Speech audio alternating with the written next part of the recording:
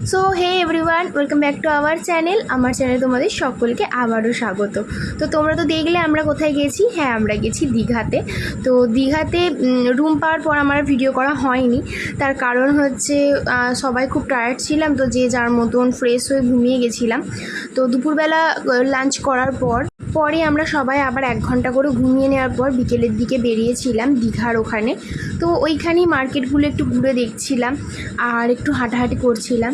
ওখানে মার্কেট থেকে অনেক কিছু কিনলাম আমরা সবাই। আর তারপরে আমরা গেছিলাম ওখানে একটা পার্ক মতন ছিল, এই পার্কে। তো আমি তোমাদের দেখাচ্ছিলাম যে এই ব্রেসলেটটা আমি কিনেছি, কত কিউট না দেখতে। আমি আরও ওখানে অনেক কেনাকাটা করেছি, তো সেগুলো হয়তো দেখানো হয়নি। আর আমি দীঘা থেকে এসেছি হচ্ছে অনেক দিন হয়ে গেল।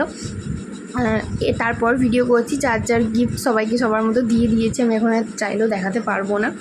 আর ওইখানে একটা পার্ক মতো ছিল, আগেই বললাম। তো ওই পার্কের ভেতরে গিয়ে আমরা সবাই অনেক ছবি তুললাম। এন্ট্রি ফি কত করে 30 টাকা বা 20 টাকা করে নিচ্ছিল হয়তো ওখানে।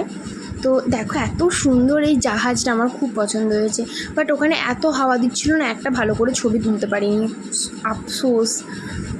তো সেদিনকার আমরা মন্দিরে যাইনি, কেননা আমি শুনেছিলাম যে মন্দিরে নাকি রাত্রিবেলা বন্ধ করে দেয়, মন্দিরে কাউকে নাকি ঢুকতে দেয় না। তার জন্য আমরা সেদিনকে যাইনি, তার পরের দিন গেছিলাম। তো এখানে আমরা খেয়েছি এই দোকান থেকে মোমো, বাট আমি ভিডিও করতে ভুলে গেছিলাম। আর এই যে আমরা তারপর একটা করে আইসক্রিম খেয়ে নিয়েছিলাম। বল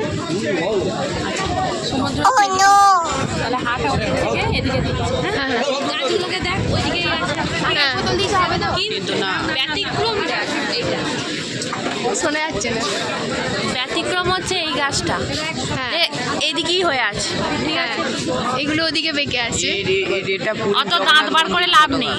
এটা তুই, এই গাছটা হচ্ছে তুই, এই গাছটা আমি মোটো ওরকম না।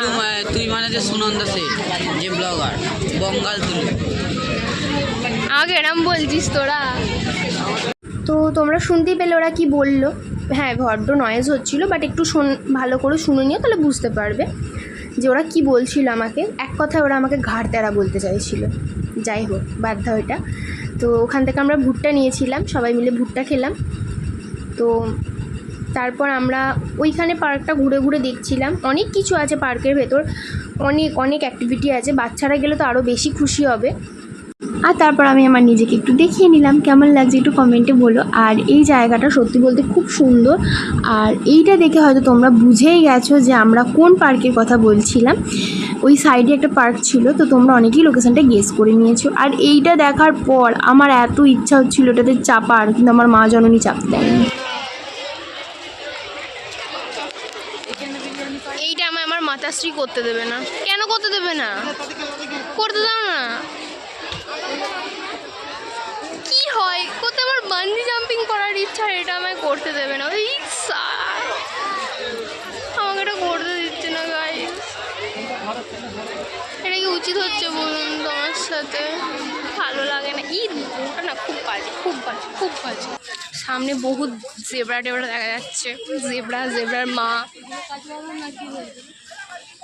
জেব্রার বাবা, জেব্রার ছানা সবাই রয়েছে। দেখো জেব্রা ছানা পোনা। তো আজকের ভিডিওটা এতটাই। তোমাদের কেমন লাগলো কমেন্টে বলো। ভালো লাগে লাইক শেয়ার কমেন্ট করো। Thanks for watching.